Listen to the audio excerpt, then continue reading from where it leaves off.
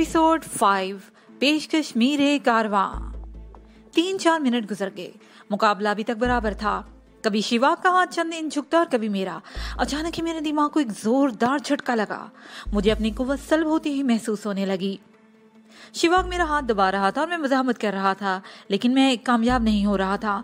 मेरा हाथ बदस्तूर झुकता जा रहा था। जमीन से मेरे हाथ का फासला सिर्फ 3 इंच रह गया था। धन्नो, मार्था, शोभा, मेरी हमायती बस्ती की दीगर औरतें भी बुरी तरह चीख रही थी और मुझे संभलने का मशवरा दे रही थी। शिवा के हमायती भी चिल्ला चिल्ला कर उसकी हौसला अफजाई कर रहे थे। मेरे दिमाग को एक और जोरदार झटका लगा और मुझे समझने में देर नहीं लगी। अब मुझे ये समझने में देर नहीं लगी थी कि मेरे साथ क्या हो रहा है। कोई पुरस्कार को वो शेवाग की मदद कर रही थी। मैंने शेवाग की तरफ देखा।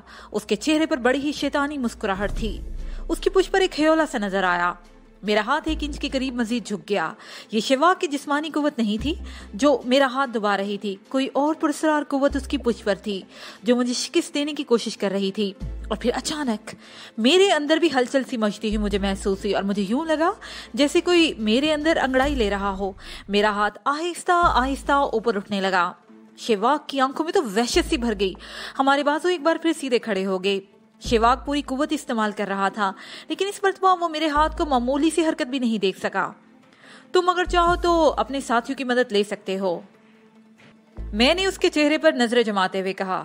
अगर तुम लोग भी इस खेल में मुझे शिकस्त दे दो तो मैं 1 घंटे के अंदर अंदर बस्ती छोड़कर चला जाऊंगा। शिवाग ने मेरी तरफ देखा। उसकी नजरों में बेपनाह नफरत थी। उसे चीख कर अपने आदमी से कुछ कहा। पहले 1 और फिर 2 फिर 3 आदमी उसकी मदद के लिए आगे आ गए। वो तीनों मेरा बाजू मोड़ने के लिए पूरी कुव्वत बुरोकार ला रहे थे, लेकिन मेरा बाजू खंबे की तरह अकड़ा हुआ था। शिवा की पुछ पर अब भी वो ह्योला मौजूद था और अब तो वो ह्योला मेरी नजरों के सामने वाज़ेह होता जा रहा था। झुर्रियों से भरा हुआ चेहरा, सर के बाल लंबे और बर्फ की तरह सफेद थे और चिड़िया के घोंसले की तरह बिखरे हुए थे। दाढ़ी और मूंछों तक के बाल भी सफेद थे। मूंछें भारी बल्कि बहुत ही लंबी और दोनों तरफ फैली हुई थी और दाढ़ी भी छाछ की तरह फैली हुई थी। मैं शिवाग को नहीं, उसकी पुछ पर उस ह्योले को देख रहा था। और फिर मैंने भी अपने अंदर की कुव्वत इस्तेमाल करना शुरू कर दी। शिवाग और उसके दोनों साथियों के हाथ ही नहीं बल्कि वो खुद भी आहिस्ता आहिस्ता जमीन की तरफ झुकने लगे। वो पुरस्कार झुर्रियों वाला चेहरा अब कुछ बदहवास सा होता नजर आ रहा था। उसका मुंह खुला हुआ था और आंखें जैसे फटी की फटी रह गई थी। मैंने अपने हाथ को हल्का सा झटका दिया। उन तीनों के हाथ जमीन पर लग गए। शिवाग के दोनों साथी कलाबाजी खाकर दूर जा गिरे थे। शिवाग दूसरे हाथ से अपनी उंगलियां सहलाते हुए मेरी तरफ देख रहा था। उसकी आंखों की नफरत 2 चंद हो गई थी। वो एक झटके से उठ खड़ा हुआ। ये तो मजाक था, वो मेरी तरफ देखते हुए हकारा तमीज लहजे में बोला। शाम को मुकाबला होगा। अगर तुमने नीला कोबरा पकड़ लिया तो मैं अपनी शिकस्त तस्लीम कर लूंगा। उसके अल्फाज से मजमे पर एक लम्हे को तो सन्नाटा सा तारी हो गया। शिवाग और उसके साथी पैर पटकते हुए चले गए। उसके जाते ही मजमे में गोया जिंदगी लौट आई। मेरी फतह पर लोग खुशी से उछलने लगे। वो दराज का औरत जिसे मैंने सबसे पहले शिकस्त दी थी आगे बढ़कर तेजी से मेरी तरफ झुकी और दूसरे ही लम्हे उसे मुझे अपने कंधे पर उठा लिया। मैं हाथ पर मारता ही रह गया, लेकिन उन कबायली औरतों ने चौक पर मेरा जुलूस निकाल दिया।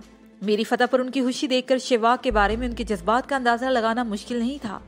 बस्ती के लोग मुझसे लिपटे जा रहे थे। हर शख्स इस तरह खुशी का इजहार कर रहा था जैसे मैं उन्हीं में से हूँ और मैंने उनके लिए जैसे कोई बहुत बड़ा मार का असर किया हो। धन्नो की खुशी भी काबिले दीद थी। वो बार बार मुझसे लिपट रही थी। उसका तो बस ही नहीं चलता था कि मुझे अपने अंदर समो लेती।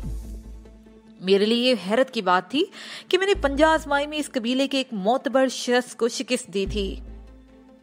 मेरे लिए वाकई एक बड़ी हैरत की बात थी कि मैंने 50 आजमाई में इस कबीले के एक मोतबर शख्स को शिकस्त दी थी। लोगों की हमदर्दियां उसके साथ होनी चाहिए थी, लेकिन सब कुछ इसके बरक्स हो रहा था।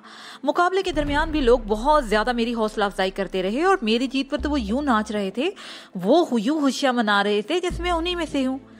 इसी से अंदाजा लगाया जा सकता था कि उनके दिलों में शिवाग के लिए कितनी नफरत थी।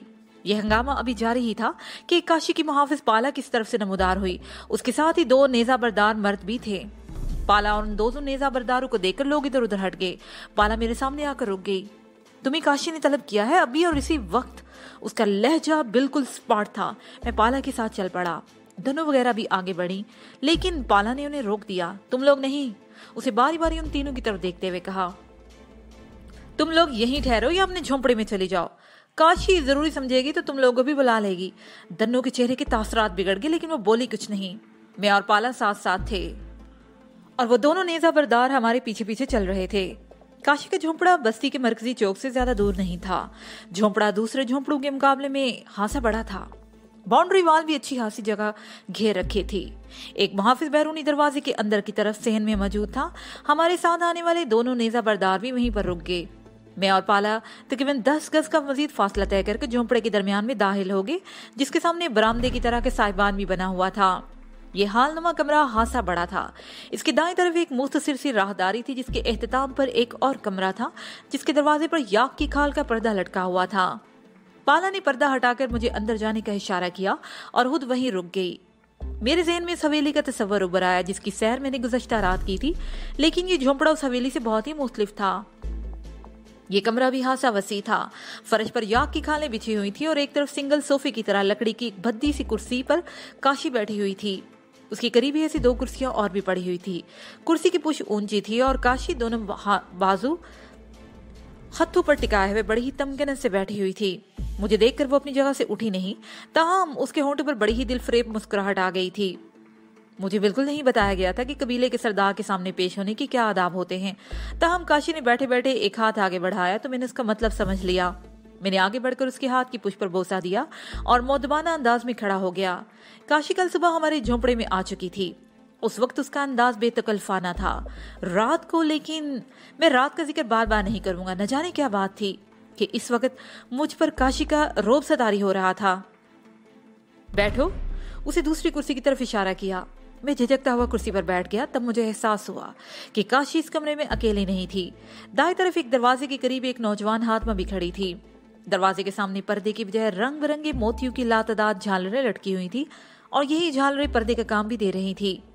दरवाजे से जरा हटकर दीवार के करीब स्टूल की तरह चबूतरे पर शीशे का एक बड़ा सा मटका रखा हुआ था, जिसमें रंग बिरंगी मछलियां तैर रही थीं। काशी ने दरवाजे के करीब खड़ी हुई हाथमा को इशारा किया और वो अंदर चली गई। थोड़ी देर के बाद लकड़ी की एक तश्तरी में अनाबी रंग का मशरूब से भरे हुए 2 गिलास ले आई। दोनों गिलास उसी कुर्सी के दरमियान रखी हुई कॉफी टेबल किस्म की भद्दी सी मेज पर रख दिए। काशी ने गिलास उठाकर मेरी तरफ बढ़ा दिया। लो पियो, वो मुस्कुराते हुए बोली। इसका जायका तुम्हारे लिए अजनबी नहीं है। मैं उछल पड़ा। मेरे जहन में रात का मंजर उभर आया।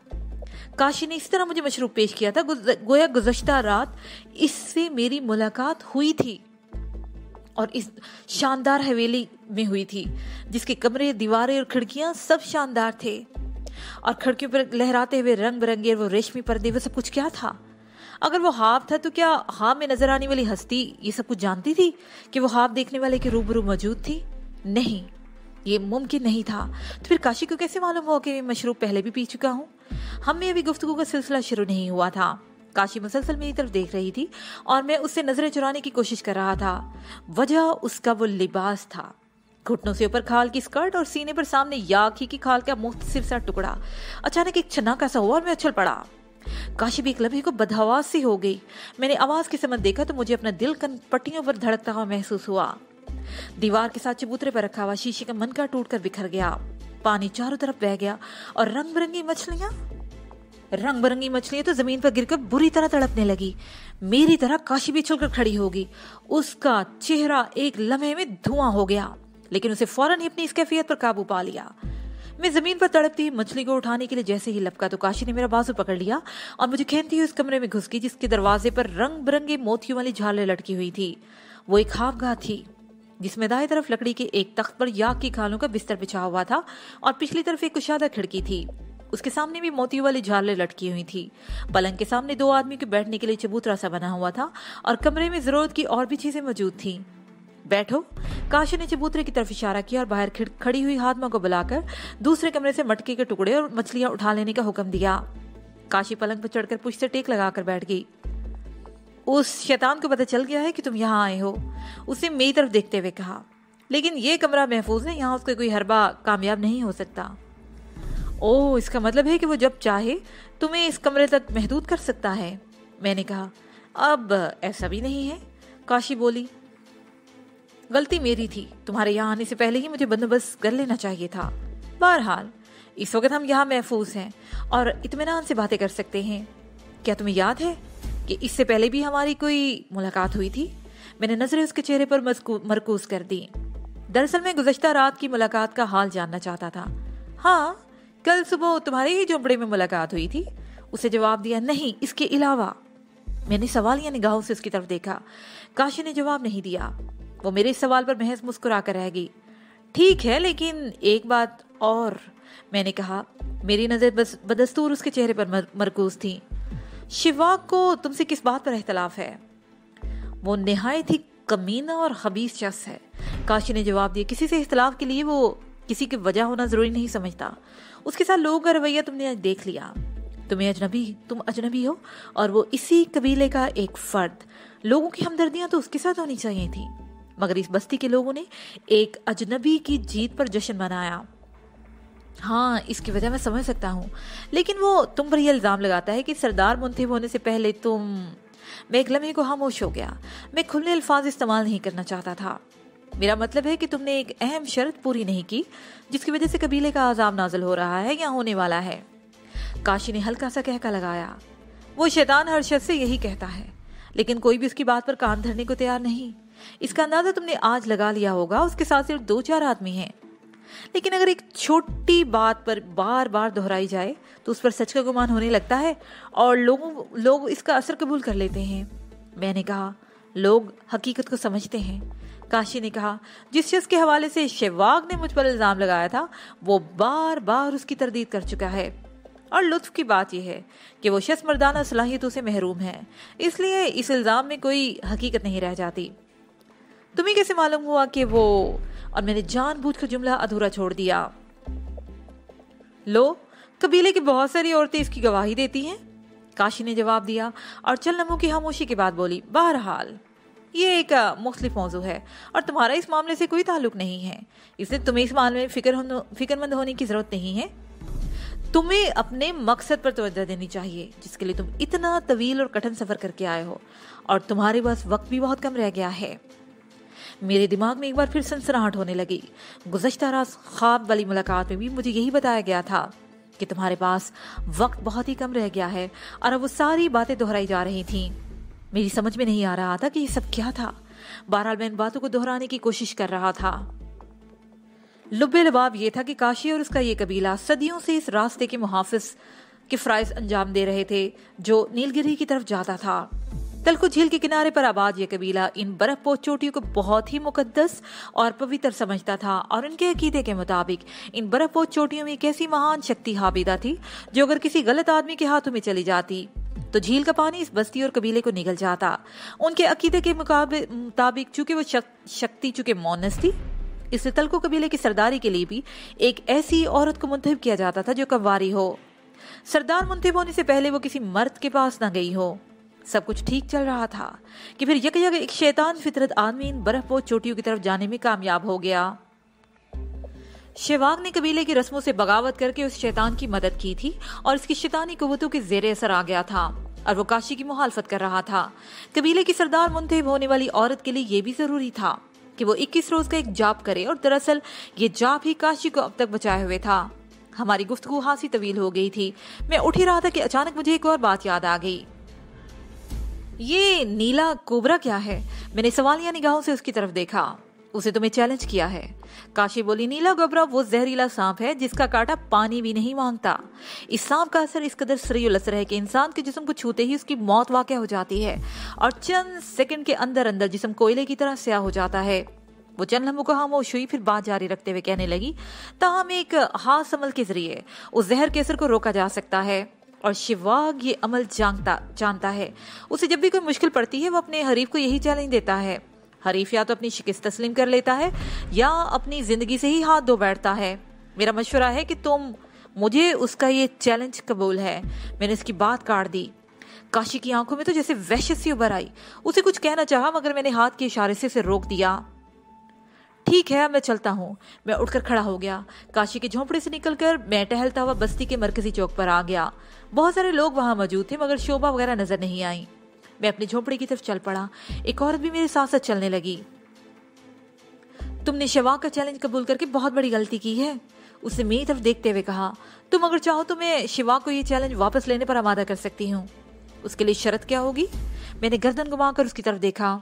तुम्हें उसके हक में अपनी एक औरत से दस्तबरदार होना पड़ेगा और शाम से पहले पहले ये बस्ती छोड़नी होगी।